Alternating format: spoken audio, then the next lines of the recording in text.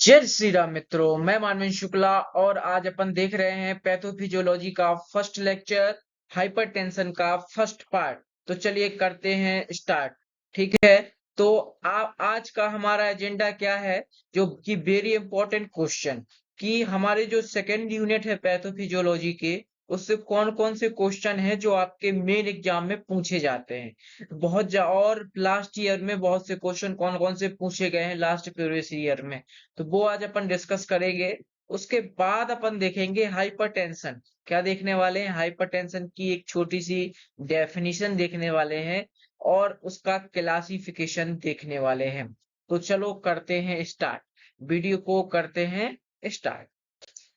देखिए, ये जो हाइपरटेंशन होता है, ये इंपॉर्टेंट क्वेश्चन आपकी पैथोफिजियोलॉजी के हैं। फिर उसके बाद अपन हाइपरटेंशन देखेंगे। तो सूर्योदय के साथ और फुल एनर्जी के साथ अपन करते हैं स्टार्ट। कौन सा क्वेश्चन है जो इम्पोर्टेंट है और बहुत ज्यादा पूछा गया है? तो पहला क्वेश्चन है, डिस्क्राइब पैथोफिजियोलॉजी ऑफ हाइपरटेंशन। क्या बोला है? कह रहा है कि भाई हाइपरटेंशन की पैथोफिजियोलॉजी बताइए। ये क्वेश्चन 2018 में पूछा गया है और 2023 में पूछा गया है। इसमें इटियोपैथोजेनेसिस भी पूछा गया है और उसके क्लासिफिकेशन भी पूछे गए हैं। कुछ पार्ट आज अपन इसमें डिस्कस कर लेंगे। इसके बाद एक क्वेश्चन आया है, describe pathophysiology of angina and ischaemic disease like atherosclerosis. Atherosclerosis जो कि आप फर्स्ट यूनिट में भी थोड़ा सा समझ चुके हो, इसको अपन को डिस्क्राइब करना है बहुत अच्छे से। ये क्वेश्चन 2023 में आपके एग्जाम में पूछा गया था। इसके बाद में देखते हैं, describe aetiology and pathophysiology of renal failure, यानी आपकी किडनी कैसे फेल होती है उसको डिस्क्राइब करना है। ये क्वेश्चन आपका 2023 में पूछा गया था और ये आपका इस साल भी आ सकता है। तो ये तीसरा क्वेश्चन आपको कवर करना है। चौथा क्वेश्चन है, describe pathophysiology of congestive heart failure. इसको CHF बोलते हैं। ये 2022 में पूछा गया है। ये क्वेश्चन भी बहुत ज्यादा इम्पोर्टेंट है। इसके बाद में 2020 में पूछा गया है, describe pathophysiology of chronic obstructive airway disease. इसके बाद 2000 मतलब अब जो 25 है उसके लिए क्वेश्चन आ सकता है, describe asthma aetiology and pathophysiology. ये क्वेश्चन आपका इसमें पूछा जा सकता है। तो अपन को टोटल 6 क्वेश्चन पढ़ने हैं। जितने भी पार्ट में ये होंगे, जितने भी लेक्चर में होंगे, अपन प्रयास करेंगे कि कम से कम लेक्चर में ये 6 क्वेश्चन अपन कंप्लीट करें, ताकि 6 में से अगर 2 क्वेश्चन भी आपके एग्जाम में आते हैं तो आपका भला होने वाला है। हाइपरटेंशन। हाइपरटेंशन का मतलब आप सभी जानते हो कि हाइपरटेंशन में होता क्या है। एक्चुअली हाइपरटेंशन में होता है कि आपका ब्लड प्रेशर क्या हो जाता है, बढ़ जाता है। अब आप कहेंगे सर ब्लड प्रेशर क्या होता है? आपको पता ही है, बी फॉर ब्लड, ब्लड मतलब बस। मैंने एक ट्रिक बताई थी, बी फॉर ब्लड और बस। प्रेशर यानी ब्लड का प्रेशर यानी दबाव। ब्लड कहाँ पे बहता है आपको पता है, जैसे बस कहाँ पे चलती है? सड़क पे चलती है। अगर बस सड़क पे बहुत तेजी से चलेगी तो सड़क के क्या होंगे? सड़क के खराब होने के, जैसे ये आपका समुद्र दिख रहा है, समुद्र में अगर बस चले और बहुत तेजी के साथ चले तो हो सकता है सड़क को या समुद्र की सतह को में दाग बन जाए, उसको खराब कर दे। जब इसमें सतह खुरदरी हो जाती है और दाग बन जाते हैं तो इसको भरने के लिए इसमें अपन क्या होता है, इसमें कोलेस्ट्रॉल जमा होने लगता है। तो जब कोलेस्ट्रॉल जमा होने लगता है तो इस कंडीशन को बोलते हैं एथेरोस्क्लेरोसिस, यानी आपकी आर्टरी के अंदर कोलेस्ट्रॉल, बैड कोलेस्ट्रॉल का क्या हो जाना, प्लेक का क्या हो जाना, जमा हो जाना। यानी समझना, आपका ब्लड प्रेशर, आपका जब ब्लड आर्टरी में दबाव डालता है तो हो सकता है उससे उसमें हल्के हल्के खुरदरे पड़ने, और खुरदरे जैसे आपकी अगर स्किन ही कहीं फट जाती है तो देखते हो उसमें बहुत गंदी तरीके से स्किन जमा होती है। उसी प्रकार से हमारे आर्टरी में भी क्या होने लगता है, प्लेक जमा होने लगता है, जिससे फिर क्या होता है, ब्लड सही से फ्लो नहीं हो पाता। इससे क्या होता है, ब्लड सही से फ्लो नहीं हो पाता और धीरे-धीरे प्लेग बढ़ता जाता है और फिर आपको ऑक्सीजन की डिमांड मतलब डिमांड बढ़ जाती है और सप्लाई कम हो जाती है और धीरे-धीरे ब्लड का फ्लो प्रॉपर रूप से ना होने के कारण हार्ट अटैक जैसी समस्या आ जाती है। यानी ब्लड के प्रेशर का हाई हो जाना क्या कहलाता है? हाइपरटेंशन कहलाता है। और आपके आर्टरी को आपके जो ब्लड वेसल्स है उसमें क्या करना? प्रेशराइज़ करना। ये प्रेशर कब बढ़ता है? Hypertension often referred to the high blood pressure is a chronic medical condition. Chronic होती है जो कंडीशन बहुत लंबे समय तक चलती है। Where the force of blood against a artery walls is consistent to high. जब जो ब्लड का क्या है फोर्स है बहुत तेजी के साथ कहाँ पे लगता है? जाके आपकी ब्लड वेसल्स में लगता है। बहुत तेजी के साथ ब्लड का फ्लो हो और इससे क्या होने लगे धीरे-धीरे आर्टरी में क्या खुरदरापन आ जाए और फिर वहां पे कोलेस्ट्रॉल जमा होने लगे और एर्थरोस्क्लेरोसिस और आपके हार्ट अटैक की कंडीशन क्रिएट हो जाती है। इस कंडीशन को क्या this condition can lead server health problem is it's left undeveloped. इससे एक बहुत प्रकार की प्रॉब्लम्स कॉप्स होती है। इसको अपन क्या बोलते हैं? हाइपरटेंशन बोलते हैं। यानी आपको समझ में आ गया होगा कि ब्लड का फोर्स इतना ज्यादा हो जाए। ब्लड का फोर्स कब ज्यादा होगा? जब ब्लड का वॉल्यूम ज्यादा होगा। आपको पहले ही पता है जब हमारा नॉन एपिनेफ्रिन क्या होता है आपके बीटा सेल से या आपके बीटा रिसेप्टर से या अल्फा 1 रिसेप्टर से बाइंड होता है तो उससे क्या हो जाता है? जब बीटा 1 रिसेप्टर से बाइंड होता है तो क्या होता है? मैंने आपको कई बार बताया है कि जब बीटा 1 रिसेप्टर से नॉन एपिनेफ्रिन जो कि आपकी सिनेप्टिक प्री सिनेप्टिक नर्व से पोस्ट सिनेप्टिक नर्व का जो डेंड्राइट है उसमें क्या पाया जाता है? अल्फा 1 और बीटा 1 रिसेप्टर पाया जाता है। उसमें जाकर के नॉरएपिनेफ्रिन बाइंड हो जाता है यानी एज ए न्यूरोट्रांसमीटर। उसके कारण क्या होता है? उसके कारण आपका आपका जो कार्डियक आउटपुट है, आपका जो हार्ट रेट है वो बढ़ जाता है और उससे इनडायरेक्टली ब्लड का वॉल्यूम बढ़ जाता है। और जब ब्लड का वॉल्यूम बढ़ेगा, जैसे आपके जो आपका नल आ रहा है, नल की टोटी में अगर पानी बहुत तेजी से आएगा तो सटक में क्या होगा? बहुत तेजी से प्रेशर डलेगा। और अगर अपन सटक को दबा दें यानी कॉन्ट्रैक्ट कर दें, उस कंडीशन में क्या है चूँकि ब्लड पूरी बॉडी में फ्लो होना है, बॉड ब्लड क्या होना है ऊपर भी जाना है तो हमारी बॉडी में क्या होने लगता है? कॉन्ट्रैक्शन होने लगता है। कॉन्ट्रैक्शन किस कंडीशन में होता है?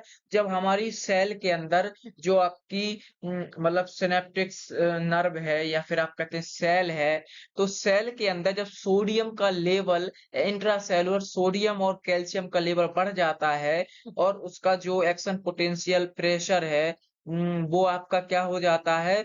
120 तक पहुँच जाता है तो उस कंडीशन में डिपोलराइजेशन होता है। यानी पोटेशियम बाहर निकलने लगे और सोडियम और क्या होने लगे? कैल्शियम अंदर आने लगे, क्लोराइड भी बाहर निकलने लगे। तो उस कंडीशन में क्या होता है? डिपोलराइजेशन होता है, जिससे हमारी सेल कॉन्ट्रैक्ट हो जाती है और ब्लड को बहुत तेजी के साथ एरोटा में छोड़ती है।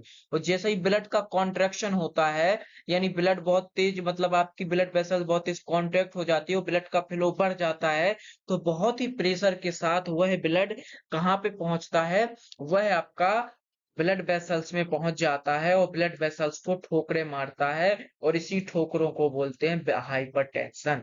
यानी टेंशन का क्या हो जाना? हाइपर हो जाना यानी ब्लड के प्रेशर का बढ़ जाना। परसेंटरी elevate the arterial blood pressure associated with both functional morphological alteration.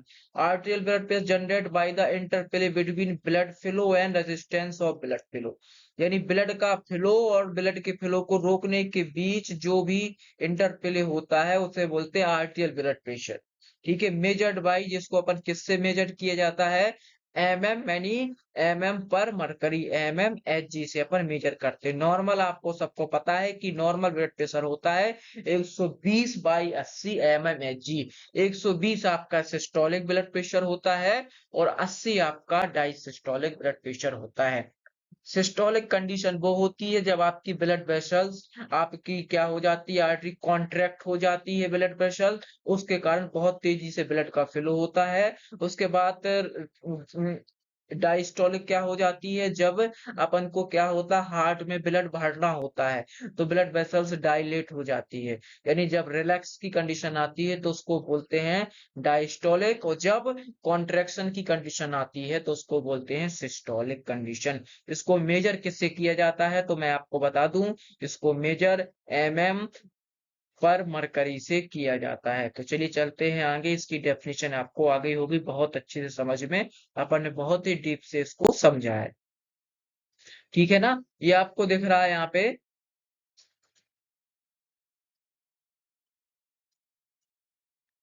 Types of arterial blood pressure कौन कौन से होते हैं, पहले सिस्टोलिक मैंने आपको बताया था। जो सिस्टोलिक ब्लड प्रेशर होता है achieved during the cardiac contraction. Contraction contraction किस कंडीशन में आता है, जब हमारी सेल डीपोलराइज्ड होती है। हमारी सेल डीपोलराइज्ड कब होती है, कार्डियक सेल्स हमारी डीपोलराइज जब होती है, जब हमारे सेल के इंटरसेलुलर में कैल्शियम और सोडियम का लेवल बढ़ जाता है और एक्शन पोटेंशियल जनरेट होता है, और उसके बाद में जो इंटरमेम्ब्रेन प्रेशर है, जो आपका प्रेशर है, वो कितना हो जाता है, वो आपका हो जाता है 120 मेगावाट। कितना हो जाता, सॉरी, 20 मेगावाट प्लस का 20 मेगावाट जब आपका हो जाता है तो उस कंडीशन में आपका डीपोलराइजेशन होता है। तो जब डीपोलराइजेशन होता है तो हमारी सेल कॉन्ट्रैक्ट हो जाती है। जब कॉन्ट्रैक्ट हो जाती है तो ब्लड का फ्लो बढ़ जाता है, यानी ब्लड का वॉल्यूम बढ़ जाता है, कार्डियक हार्ट रेट बढ़ जाता है, और ब्लड का फ्लो बढ़ जाता है। और जब ब्लड का फ्लो बढ़ जाता है तो हमारी सेल कॉन्ट्रैक्ट हो जाती है, क्योंकि आपको पता ही कोई चीज बाहर निकालने के लिए अपन को बहुत तीन मुट्ठी सी बांधनी पड़ती है ना, तो वो कॉन्ट्रैक्शन होता है।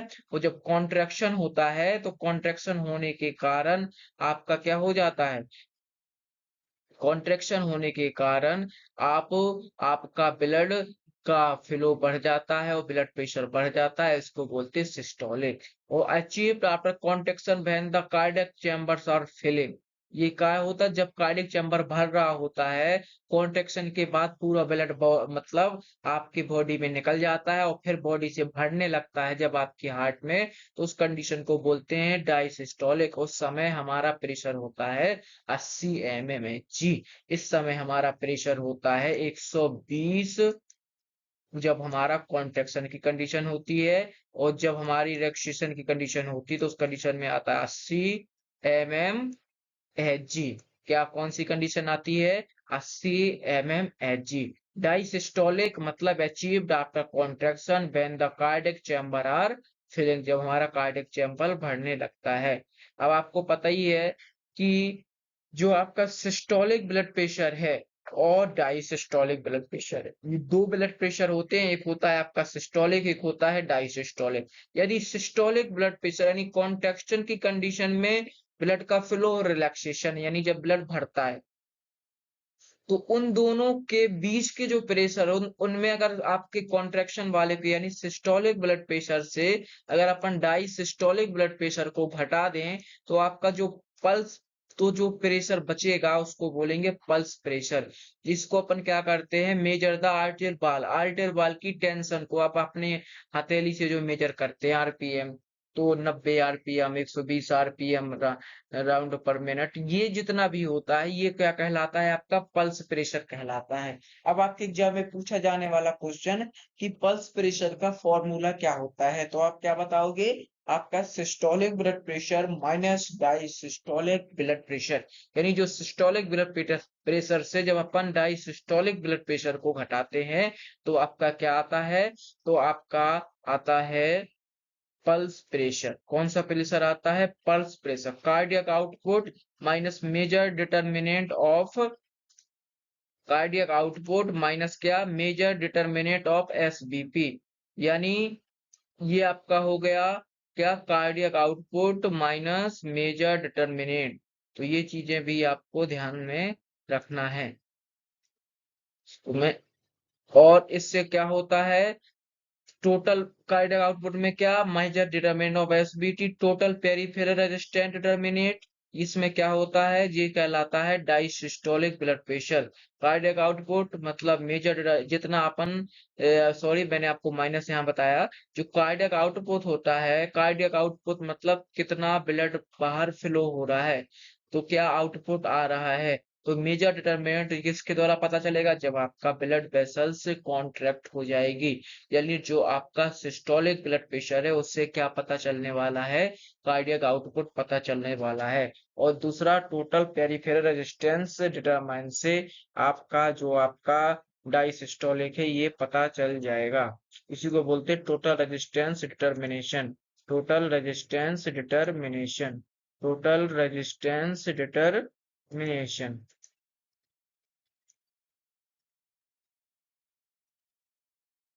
ठीक है, चलिए तो चलते हैं आगे। ये देखिए, यहाँ पे आपको दिख रहा होगा किस प्रकार से ब्लड हमारी बॉल्स में जाता है। जैसे आर्टियल बॉल्स क्लोज्ड, यहाँ पे systolic blood pressure involve contraction, यानी जब हमारी बॉडी से ब्लड निकलता है तो कॉन्ट्रैक्शन होता है। ठीक है ना।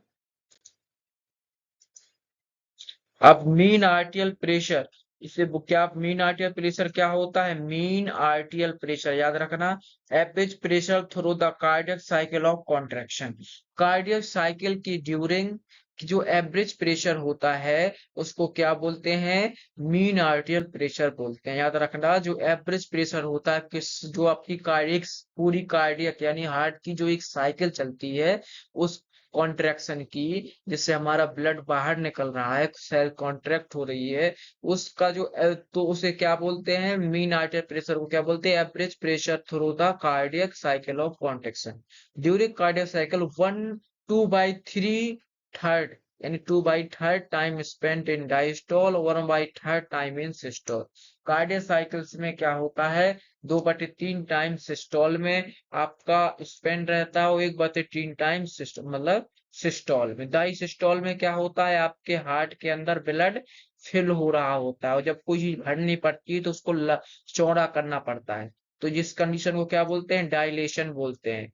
ठीक है ना। डायलेशन में क्या, कोई चीज क्या हो रही है? चौड़ी कर रही है, भरे जा रहा है, उसमें ब्लड का फ्लो होने के लिए, यानी ब्लड भर रहा है। उसके बाद जब आपका ब्लड बॉडी से बाहर निकलेगा तो ये क्या हो जाएगी? ब्लड वेसल कॉन्ट्रैक्ट हो जाएगी और बहुत तेजी से ब्लड बॉडी से, मतलब हार्ट से बाहर निकलेगा, बॉडी की ओर फ्लो होगा।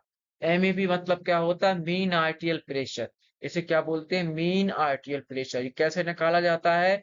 जब आपका सिस्टोलिक ब्लड प्रेशर का 1/3 प्लस डायसिस्टोलिक ब्लड प्रेशर का 2/3, तो ब्लड प्रेशर हो जाएगा cardiac output into total peripheral resistance. आपके एग्जाम में पूछा जाने वाला क्वेश्चन कि बताइए ब्लड प्रेशर का फॉर्मूला कैसे होता है। तो अगर कभी भी एमसीक्यू में कहीं भी कार्डियक आउटपुट की वैल्यू दी गई, तो भाई साहब कार्डियक आउटपुट 2 ml है और इनटू टोटल पेरिफेरल रेजिस्टेंस है। दोनों को अगर मल्टीप्लाई कर दोगे, क्या मैंने बोला? कार्डियक आउटपुट, कार्डियक आउटपुट और टोटल पेरिफेरल रेजिस्टेंस, इन दोनों को मल्टीप्लाई करने पे आपका ब्लड प्रेशर आ जाएगा। और आपका मीन आर्टियल प्रेशर कैसे आएगा? आपका जो सिस्टोलिक ब्लड प्रेशर है उसका आपको 1/3 निकालना है, और जो आपका डायसिस्टोलिक ब्लड प्रेशर है उसका आपको 2/3 निकालना है, यानी 2/3 निकालना है। और जो आपका सिस्टोलिक ब्लड प्रेशर है उसका 1/3, और दोनों को ऐड कर देना है, तो आपका आ जाएगा मीन आर्टियल प्रेशर। और अगर आपका ब्लड प्रेशर का फॉर्मूला आपको निकालना है, तो cardiac output into total peripheral resistance, तो आपका आ जाएगा ब्लड प्रेशर। क्या आ जाएगा आपका?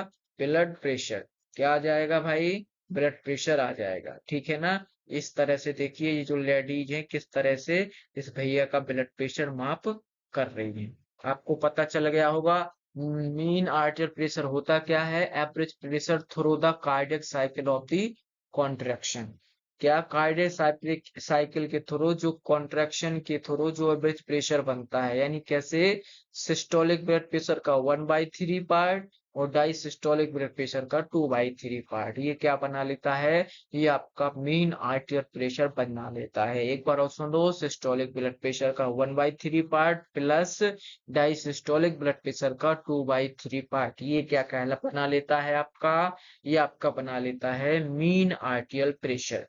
अब आपका आता है जो ब्लड प्रेशर, तो कार्डियक आउटपुट में अगर टोटल पेरिफेरल रेजिस्टेंस का मल्टीप्लाई कर देते हो, याद रखो किसमें, ब्लड प्रेशर में कार्डियक आउटपुट का और टोटल पेरिफेरल रेजिस्टेंस का मल्टीप्लाई कर देते हो, तो आपका ब्लड प्रेशर या हाइपरटेंशन निकल आए, आपका मतलब हाइपरटेंशन या फिर ब्लड प्रेशर निकल आएगा।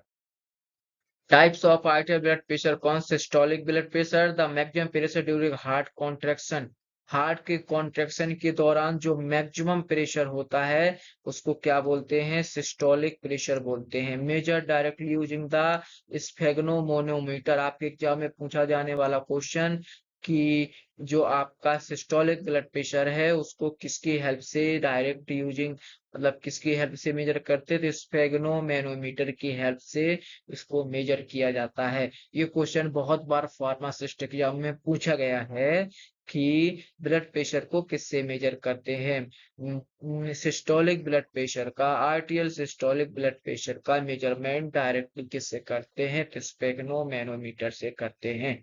इसके बाद डायसिस्टोलिक क्या होता है, minimum pressure during heart relaxation, heart जब रिलैक्स हो जाता है यानी उसमें जब ब्लड का फ्लो होने वाला, सॉरी, ब्लड फिलिंग होती है उसके ड्यूरिंग जो मिनिमम प्रेशर होता है, जैसे अपना नॉर्मल प्रेशर क्या 120-80 mmHg mm पर मरकरी रहता है, इसमें अपन देखते हैं कि जो 120 है वो सिस्टोलिक है, जो 80 है वो डायसिस्टोलिक है।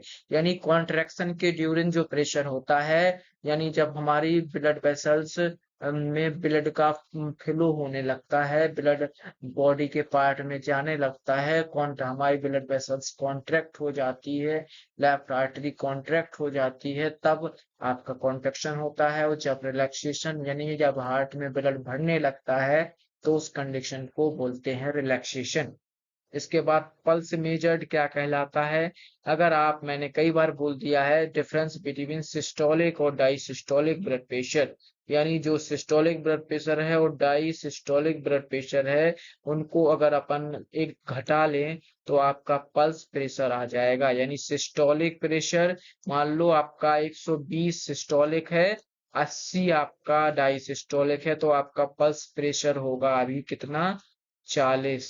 पल्स प्रेशर कितना होगा, 40। मीन आर्टियल प्रेशर मैंने आपको बता ही दिया था कि मीन आर्टियल प्रेशर में क्या किया जाता है, average pressure in आर्टियल during the formula होता है प्रोमिसिक डीपीबी 13 SB डीपी, ये वाला या जो मैंने पिछला वाला बताया था 1/3 सिस्टोलिक और 2/3 डायसिस्टोलिक, दोनों को ऐड कर दो तो वाला भी आप देख सकते हो। Centre arterial pressure, pressure in the aorta close to the heart, आपका याद रखना जो सेंटर आर्टियल प्रेशर, इसे सीएपी बोलते हैं। ये क्वेश्चन बहुत बार पूछा गया है, सीएपी क्या है, तो ये क्या होता है, जब आपका एरोट्रा क्लोज हो जाता है हार्ट की ओर तो उसको बोलते हैं pressure in the aorta close to the heart. ये हार्ट को क्लोज करने के लिए जो एरोटा पे प्रेशर लगता है उसको क्या बोलते हैं, सेंट्रल आर्टियल प्रेशर बोलते हैं, often slightly lower than peripheral blood pressure. ये पेरिफेरल ब्लड प्रेशर जो रेजिस्टेंस है या पेरिफेरल ब्लड प्रेशर है उससे क्या होता है, स्लाइटली कम होता है। ऑफना मतलब, ऑफन मतलब अधिकतर क्या होता है, जो आपका पेरिफेरल ब्लड प्रेशर है उससे कम होता है। अभी क्वेश्चन पूछा जा सकता है कि जो पेरिफेरल ब्लड प्रेशर है क्या उससे सेंट्रल आर्टियल प्रेशर कम होता है कि ज्यादा होता है, तो आपका आंसर होना चाहिए कि जो पेरिफेरल ब्लड प्रेशर है तो सेंटर आर्टियल प्रेशर सदैव उससे ज्यादा होता है। ठीक है, जो सदैव क्या रहता है, उससे ज्यादा रहता है। अब अपन क्लिनिकल क्लासिफिकेशन करते हैं हाइपरटेंशन का। जैसे नॉर्मल देखें, नॉर्मल आपका सिस्टोलिक जो होता है 130 और डायसिस्टोलिक 85, ठीक है ना, यानी 130 से कम और 85 से कम। हाई नॉर्मल में आता है 130 से 139 और 85 से 89, यानी 130 से 139 और 85 से 89। उसके बाद हाइपरटेंशन की कंडीशन में नॉर्मल तो ये होगा 130 से कम आपका और 85 से कम, थोड़ा सा नॉर्मल से जो हाई है वो कितना हो जाएगा 130 से 139 और 85 से 89। अब इसकी जो माइल्ड स्टेट होती है, यानी जो फर्स्ट स्टेज होती है हाइपरटेंशन की, वो होती है 140 से 159 आपका सिस्टोलिक, और 90 से 99 आपका डायसिस्टोलिक। इसके बाद जो मॉडरेट या स्टेज 2 होती है वो होती है 160 से 179, 160 से 179, और डायसिस्टोलिक होती है 100 से 109। जो आपकी स्टेज 3 होती है वो 180 से 209, और ये होती है 110 से 119। यानी अगर आप देखोगे तो हल्का हल्का जो सिस्टोलिक होता है वो 20-20 बढ़ता जाता है। फर्स्ट स्टेज में 140 रहेगा, तो सेकंड में 160 रहेगा कम से कम, और थर्ड में 180 रहेगा, और फिर जब बहुत ज्यादा होगा तो फिर वो उसमें 40 बढ़ जाएगा सीधे, यानी 210 से ऊपर पहुंच जाएगा। और मेलिगेंट हाइपरटेंशन में ब्लड प्रेशर 200 से ज्यादा और 140 से ज्यादा डायसिस्टोलिक में रहता है। आप इसको बहुत अच्छे से एक बार नोट कर लेना, ठीक है ना। अब इसकी इटियोलॉजिकल क्लासिफिकेशन देखते हैं। प्राइमरी एसेंशियल हाइपरटेंशन होता है, दूसरा होता है सेकेंडरी। तो जेनेटिक फैक्टर हो गए आपके, रेसिकल एंड इन्वायरमेंटल फैक्टर हो गए। प्राइमरी एसेंशियल हाइपरटेंशन में आपके risk factor modifying the course of HT. Secondary में आपका रीनल, रीनोवस्कुलर, ये आपका बहुत लंबे समय तक रहता है। एंडोक्राइन वाला हो गया।